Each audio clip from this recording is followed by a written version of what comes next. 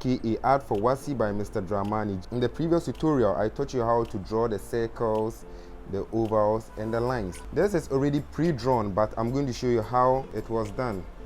So I taught you how to draw your first lines, which is the top. This represents the top, the base, and you get your middle line, and you get the width of the object. So this one is the middle to help you center your object. Okay, so the next thing you do is to draw your oval.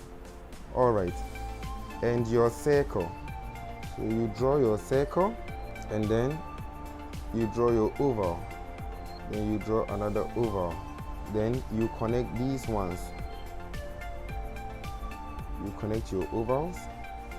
So you realize that you have your teapot in the making. Some people might decide to call it a flask. On the center,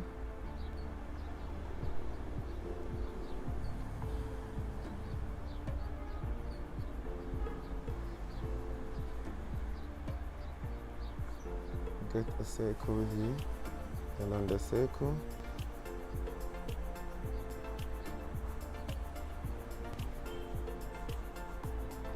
you go stick first, and then you draw.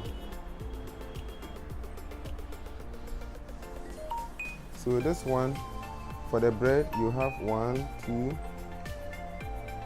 1, 2, 1, 2. This one and this one are the same. This one, no, it's not the same. This one and this one should be the same. This line goes through like that. So you realize that this one goes down, this one is a little bit up, this one goes up.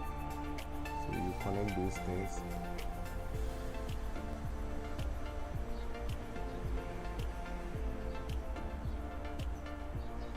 So you have the bread.